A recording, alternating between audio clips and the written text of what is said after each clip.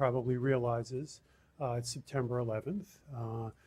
Indeed, in addition, it's a Tuesday morning, which is the day of the week that the original September 11th was. And indeed, many of us, including myself, some of the faculty probably, Dr. Harbord, we were actually in Grand Rounds on September 11th, 2001 in our old auditorium. And speaking was Kei Nishimoto, who is a colleague of ours from Tokyo, who comes every year as part of our relationship with he and his colleagues, and they help us run the Japanese program through which we get such great Japanese residents. So he was here talking about Japanese herbal medicine, and I was a chief medical resident sitting next to Sam Hannon, who was a chief medical resident with me as well, and we were sitting in the second tier of the old auditorium. The residents tended to sit in the back, the faculty sat in the front, sort of the same way here. And our chair at the time was Steve Baum, who is the Dean of Students at Albert Einstein College of Medicine. And Dr. Baum got up, I guess he got paged or something, got up and motioned to me and said, you know, come with me. So the two of us went outside into the old pediatrics emergency room where there was one of those like old TVs mounted in the ceiling there, and we were watching, and the day went on from there. So, you know, I think the faculty certainly probably has memories of that day and the days that followed. I make mention of it because you know, it was very impactful for, I'm sure, many of us personally in our own way, but also as an institution and as a residency program. It was quite a remarkable and sad, you know, following day, 2 days, week, number of months. But the house staff here were, in a large part, the backbone of the response, as they often are for these things, because the medicine house staff make up so much of the clinical personnel in the hospital. So you know, it's a day to remember, and I thought I would, you know, mention the role that we as an institution played and that the house staff played. If you have a chance in the emergency department, when you walk in from the ambulance triage, on the left on the wall, there's a large framed poster with a whole bunch of signatures. Perhaps you knew what that was. Perhaps you didn't know. If you didn't know, that is a memorial to 9/11. Everybody who was able to sign that from Beth Israel signed it, including me and probably a few other people. So just to make mention of that. Today's speaker, we are happy to welcome one of our own, someone who is a highly valued member of the faculty. Nick Harbord is the chief of the Division of Nephrology and Hypertension here at Mount Sinai Beth Israel. For a long time, he was the director of our fellowship program in nephrology and mentored a great many residents and fellows to careers in nephrology. Dr. Harbord received his undergraduate degree at the College of New Jersey and then went to the University of Medicine and Dentistry in New Jersey, Robert Wood Johnson, and he was a resident here. So, Nick, we welcome you.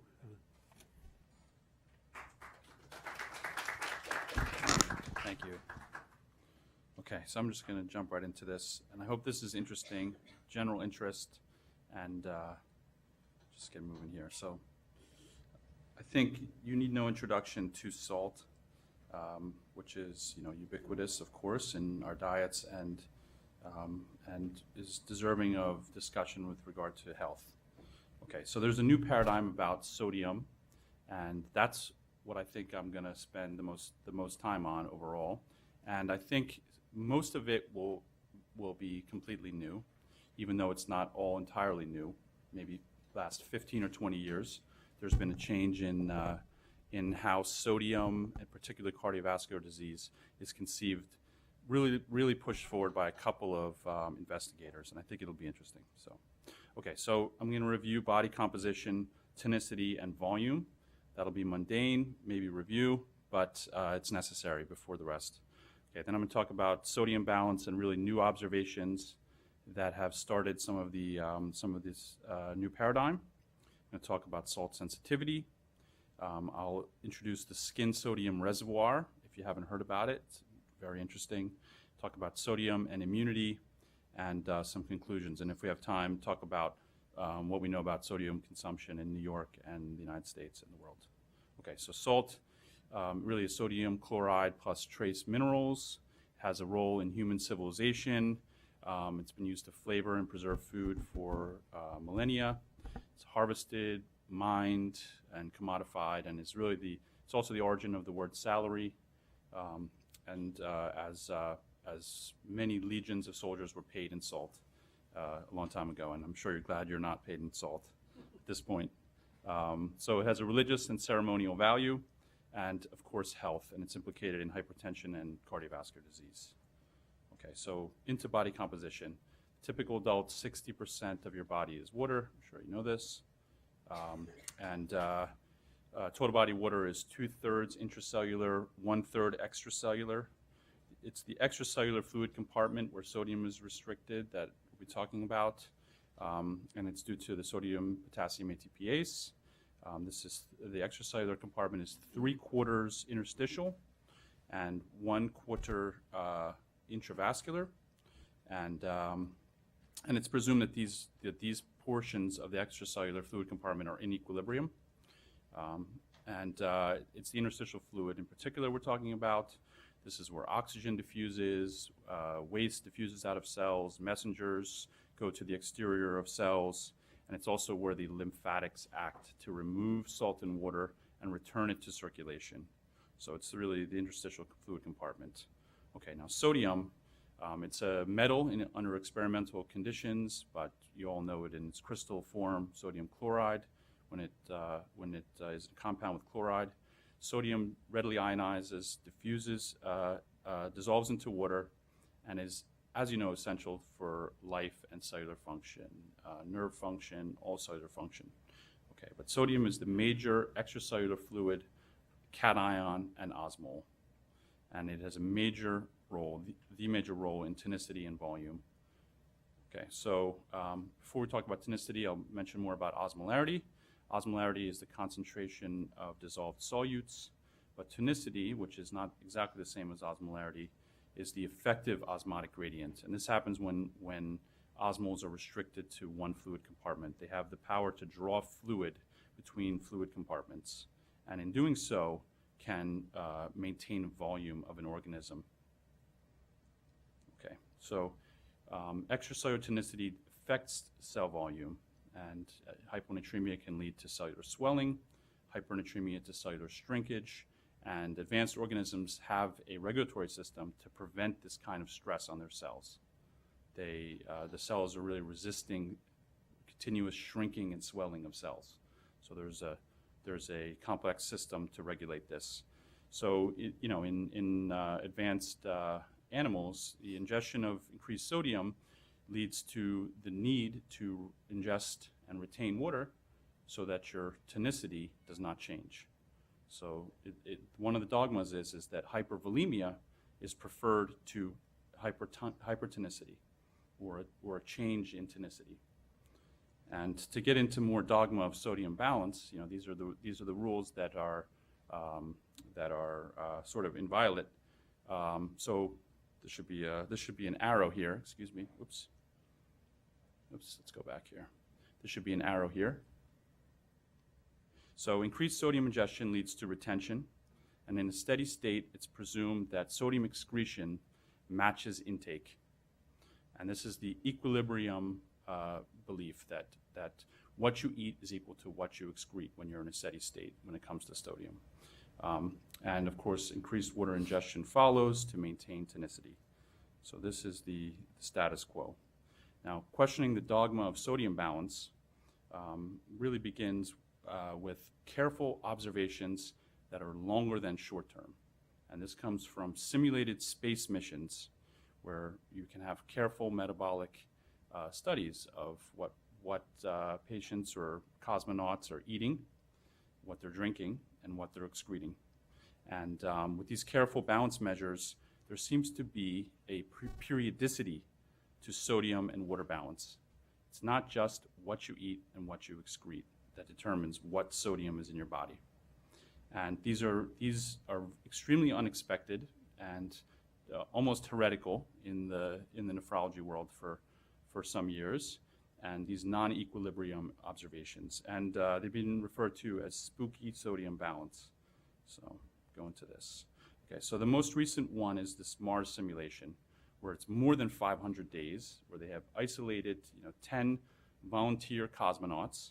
They fed them salt intake, high salt diets, starting at 12 grams a day, going down to 9 grams a day, and then 6 grams a day, which is almost sodium restricted, and then back up to 12 grams a day. And they found a rhythm in sodium retention that was really dissociated from urine volume. They found a 28-day rhythm where sodium balance in the body is not following intake. It's following an internal rhythm that was very unexpected. Now, there was some element of dogma in their observation. In the periods when the cosmonauts are eating more salt, they are excreting more salt, and they are urinating in larger volume. But and of course, tonicity is retained. This seems to be a rule. But the interesting finding that they found is that when eating more salt, these subjects drank less fluid, were less thirsty, but hungrier. Okay, and they had the same caloric intake as the time when they were eating low salt diet, but this significant increase in their desire to eat to maintain their body weight was reported by all the subjects. So they found, upon assessment, closer assessment of their balance and elements of their urine output, that the subjects on a high salt diet were able to excrete the sodium that they ate without obligatory water loss or drinking more water. In a sense, they're generating metabolic water. And this is what is an energy-intensive process, and this is why they were hungrier and seeking more calories. And they found that this water was generated because they're burning fat and muscle. And this really redefines the relationship between salt intake, extracellular water, volume, and hypertension, as I'll show you. Essentially, tonicity is maintained, but more metabolic water is the way that the body adapts in long-term observations to a high salt diet. Okay, so this is the schematic showing what happens, and I won't go into this too much, but essentially the ability to excrete the high salt diet requires urea and a high concentration of urea in the renal medulla. It requires metabolic water, which is generated via the citric acid cycle, and the substrate for this is breakdown of the patient's own muscle, creating urea, creating the substrate which enters the citric acid cycle, shuttled over to the urea cycle. So, in a sense, coordination between the liver, the muscle, and the kidney, an energy-intensive process that allows these subjects to excrete the high salt diet, but at the cost to burning fat and burning muscle. And to move on. Okay, so now into hypertension and what we think this means. So hypertension is the leading risk for cardiovascular disease, as you know, leading indication for office visits and prescriptions for adults. There's a continuum of risk for cardiovascular disease when your blood pressure goes over 120/80. And all of these different elements of cardiovascular disease that are associated with hypertension: cerebrovascular disease, coronary disease, sequela of LVH, chronic kidney disease, end-stage renal disease, AFib, peripheral vascular disease, and hypertensive emergencies. So hypertension, obviously, a massive cardiovascular issue. Okay, so now salt sensitivity. Up to 50% of adults show some salt sensitivity. And the weight of evidence does favor a causal relationship between sodium intake and hypertension. This is not the area of the talk, and this can be a whole week's talk about the association between salt intake and hypertension. But rather, I want to just go into how the paradigm has shifted from how we used to think about salt-sensitive hypertension to what new evidence shows. And so in the old paradigm, the high salt diet caused sodium retention. There would be isoosmolarity with this equilibrium thinking. You would have volume expansion, you would have higher intravascular volume, higher cardiac output, and the feeling is that your systemic vascular resistance would increase to protect your tissue beds from this high cardiac output. That hypertension was, in this sense, essential to prevent vascular damage. And the kidneys were central to this because for some reason in your hypertensives, they're not urinating out this excess salt. There's no pressure natriuresis. This is the problem with hypertensives in the old paradigm. Okay. Now the new paradigm is that patients with salt-sensitive hypertension, they have the same sodium retention, they have the same increase in vascular volume and cardiac output, but the reason why their systemic vascular resistance doesn't decrease is that they have some impaired vasodilation. They don't have the expected normal vasodilatory response to high cardiac output. And this is, interestingly, where we turn to the skin, which is an unexpected player in salt-sensitive hypertension. Okay, but first, the IntraSalt study, which is a classic study on salt intake and hypertension to really confirm the observation about salt intake and hypertension. So this is a classic epidemiologic and observational study. So it's more than 10,000 adults, 52 populations across the world.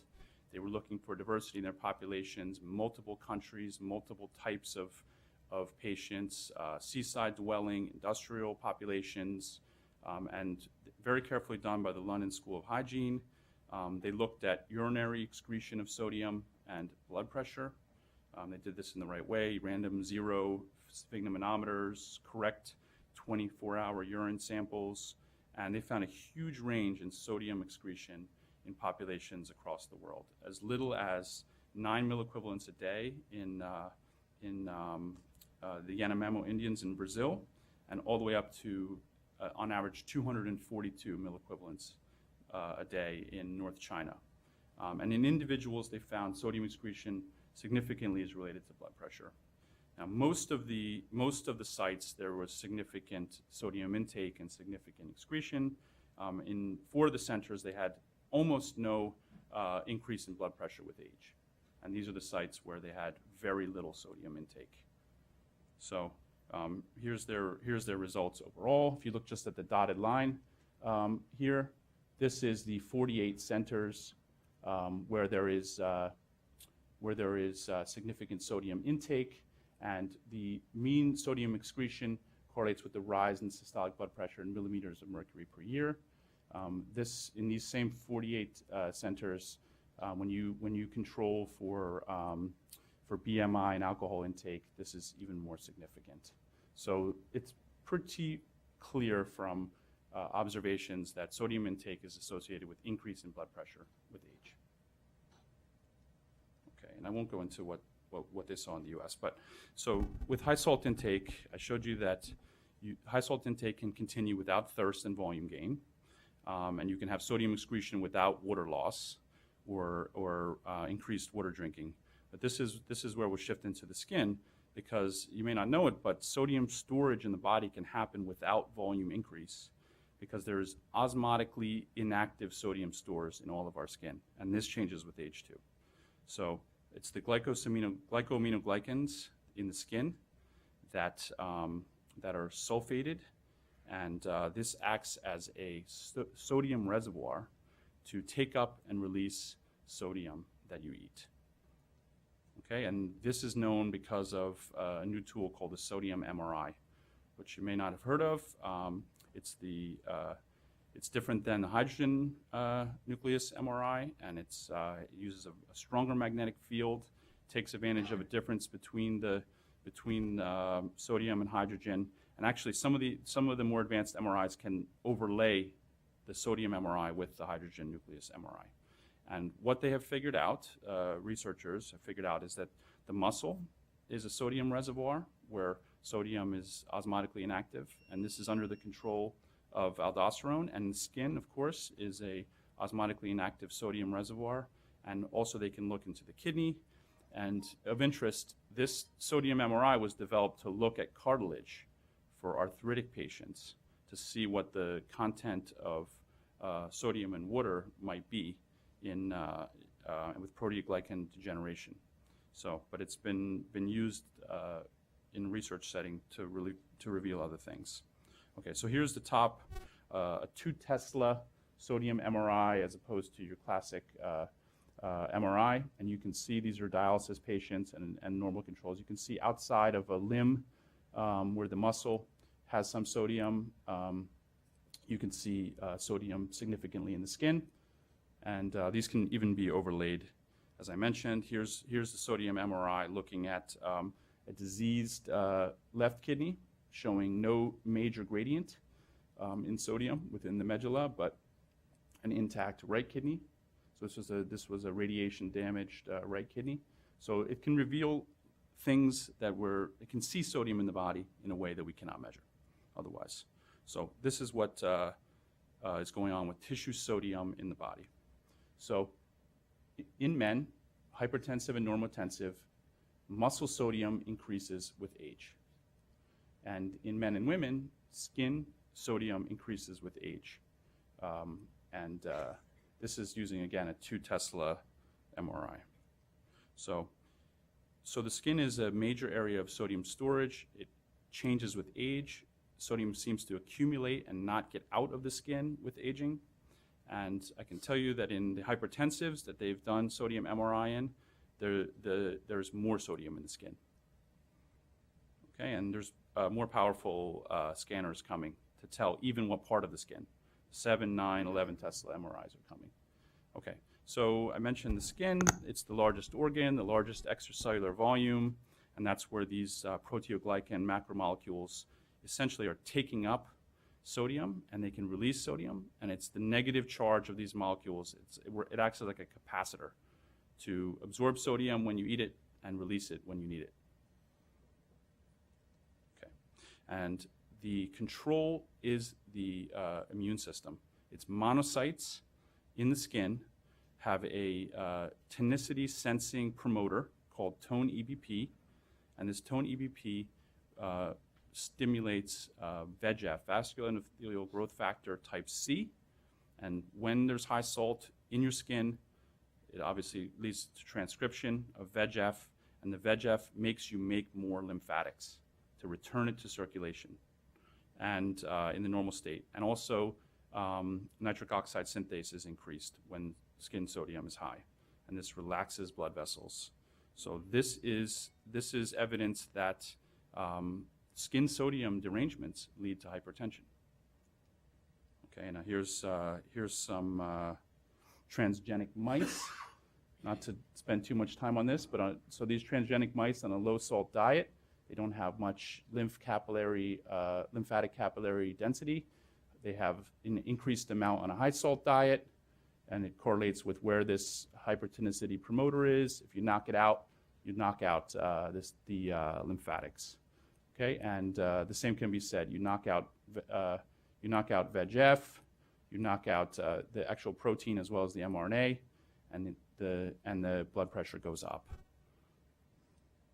Okay, I won't spend too much more time on that. So here's a schematic of the way this is thought to work that's been emerging. You have high salt overload in the skin. You have these macrophages. They sense it, and the promoter leads to transcription of VEGF-C. This leads to increased lymphatic capillary density, and via the VEGF receptor type 2, it relaxes blood vessels. Okay, I won't go into this. So the failure of skin tonicity regulation is thought to be the cause of hypertension, as I mentioned. So the clearance mechanism has been elucidated, but we don't know why in aging blood pressure simply increases in the general population. We don't know why. Is there a decline in the lymphatics? Are there inhibitors or decline in VEGF-C? This is yet to be elucidated. Okay, so I mentioned the more advanced MRIs. The 7 Tesla MRI can actually tell us where in the skin the sodium is. It's actually below the keratinocyte layer in the skin, and there's actually a countercurrent mechanism in the skin that concentrates sodium at its highest amount just under the keratinocyte layer. And this is thought to be, through evolution, a barrier to protect against fluid loss. And your skin is essentially a barrier to keep fluid in your body. That makes in complete sense. So here's a drawing that shows that sodium concentration underneath these dermal papillae, where the keratinocytes are, can reach 260 millimoles per liter. And it's all created by the turn in blood vessels through these dermal papillae. Okay, so I mentioned that the immune system is the controller of skin sodium and blood pressure, but it's also, the immune system is also, as you know, involved in inflammation and immunity, and this is where this protective osmoprotective barrier is intertwined with inflammation in the body. Okay, and this is where high salt environment on macrophages actually may be pro-inflammatory as well. And so there's an increase in TNF alpha. I mentioned the VEGF-C production going up, but there's T cell suppression, T cell activation, and potentially autoimmunity increase with high salt environment, as I'll show. Okay, so T cells proliferate. It's been shown in multiple studies. And there's a subset of T helper cells called the T helper 17. They make IL-17. These are associated with autoimmune disease. And then I mentioned the tone EBP, which is also known as NFAT5. This is a promoter. So there's really an intertwining of the osmoprotective aspects and the inflammatory aspects.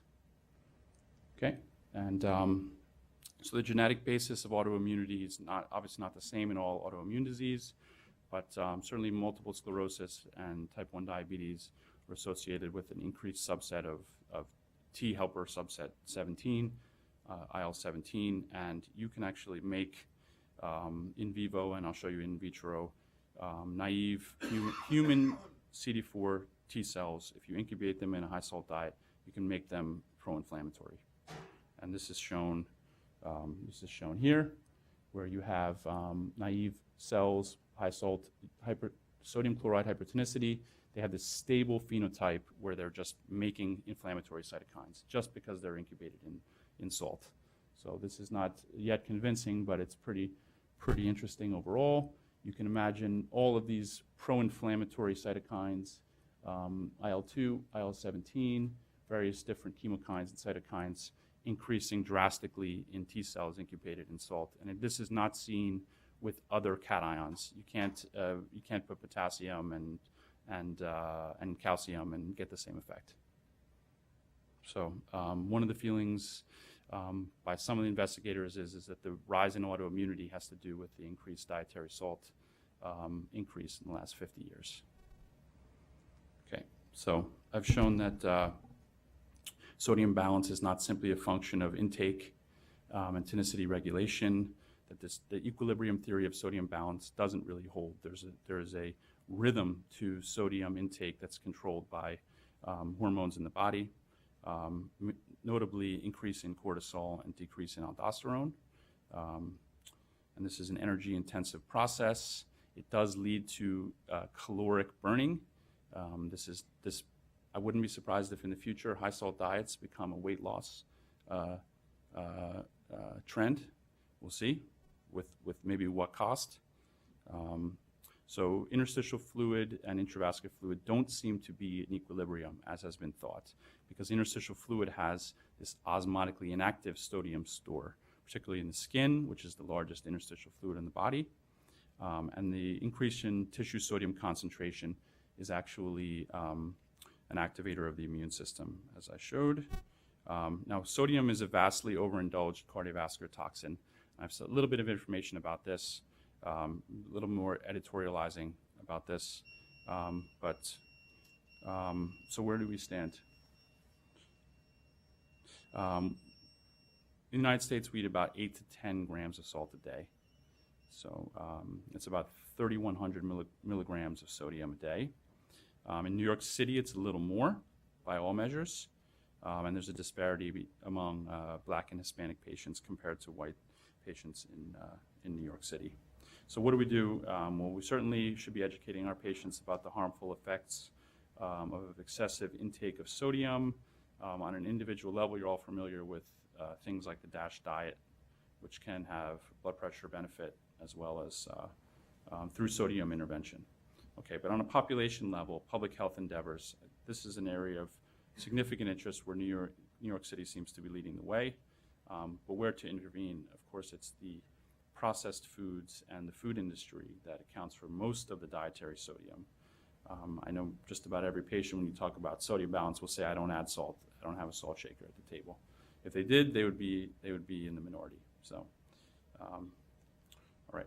So what can we do? Well, we can get some guidance from the CDC, the American Heart Association, New York City Department of Health, and the Institute for Medicine, National Academy of Medicine has weighed in on this. There's certainly some positive lobbying of the food industry going on. There's negative counter lobbying within the food industry going on. And of course, legislation is underway.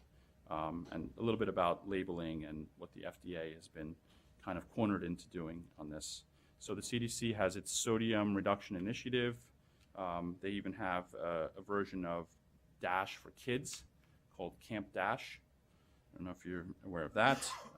They have a restaurant nutrition database, naming and shaming high sodium restaurants. So the American Heart Association has actually some of the lower limits of sodium among some thought leaders in this area.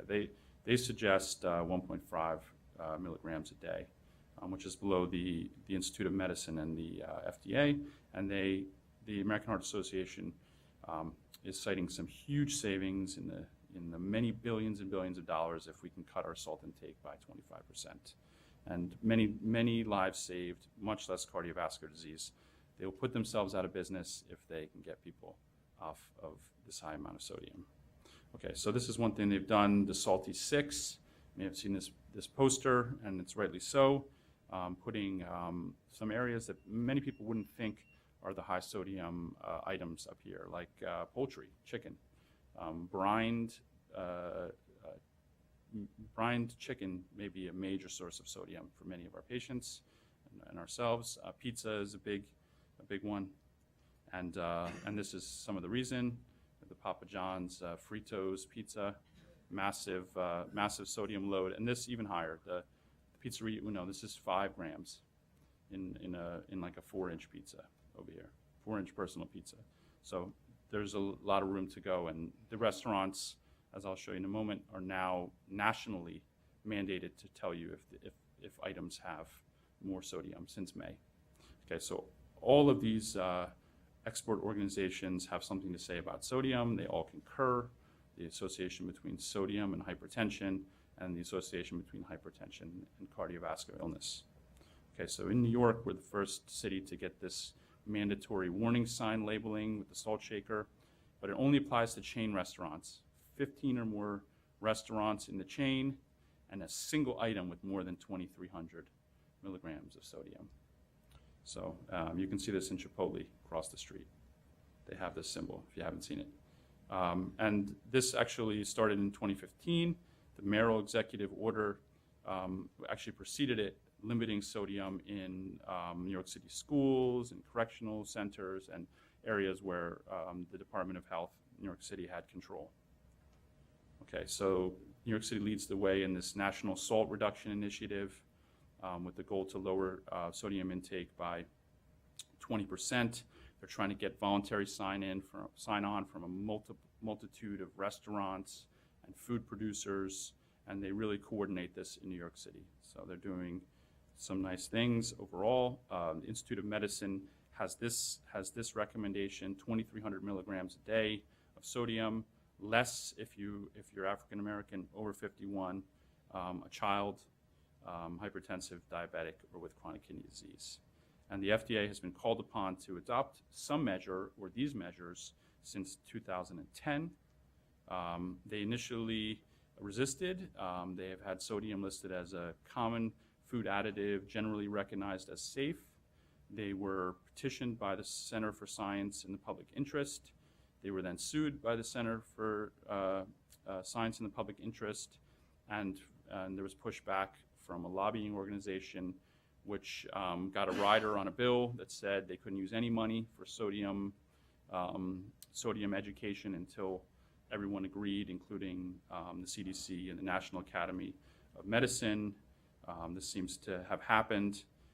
We now, you know about mandatory labeling that happens on food with what's called nutrition facts. This has been recently changed. It's bilingual in some places, and it's also high. Sodium is now bolded in large letters, as is calories. Portion size is cannot be intentionally misleading as well. Since 2010, at least, there's the Healthy and Hunger-Free Kids Act, which reduces school lunch sodium. And since May of 2018, the FDA does have a final rule similar where restaurants with more than 20 locations across the nation need to post individual high salt items. Okay, so what next? What's the role of government and public health organizations? Should they all be leading the way? Should all governments and local governments be doing what New York City does? Should the federal government be taking more action? I think it matters how you think about government and how you think about public health. I'd say at the most extreme end, there's an option of treating sodium as a vice product, like tobacco, and taxing it.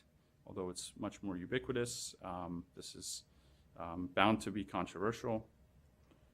And I will say that worldwide, this is a few years old now, but worldwide, some nations have taken mandatory sodium restriction measures. You can see here, we don't have, as of 2015, many government-led initiatives, although the FDA has complied and is at least labeling the warning. They're not compelling restaurants to reduce sodium. It's only voluntary as it stands. So we've probably moved up to the voluntary non-government-led initiatives to reduce sodium in the diet in the United States. Okay, so that's it. Any questions? Thank you.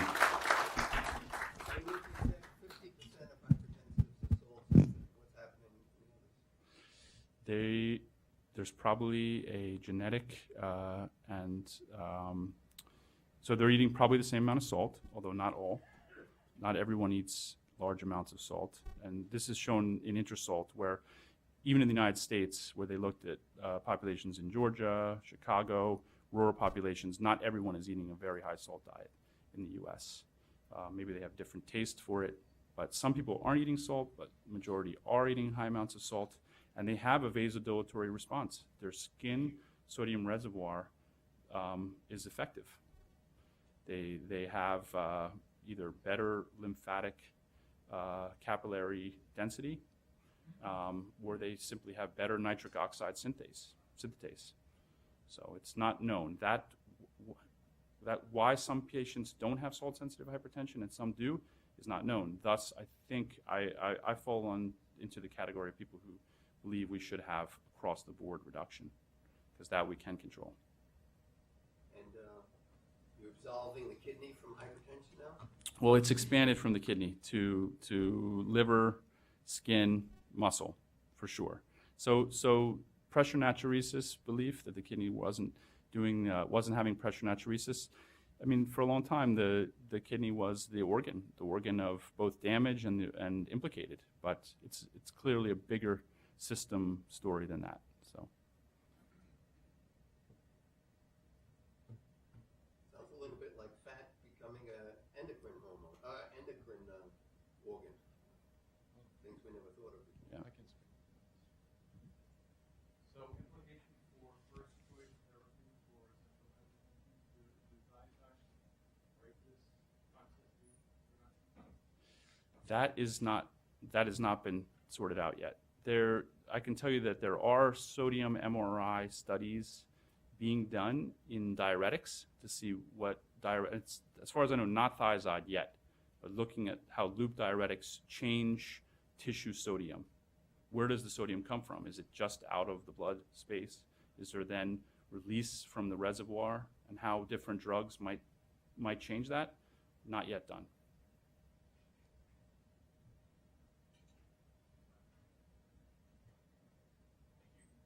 Thank you. Thank you.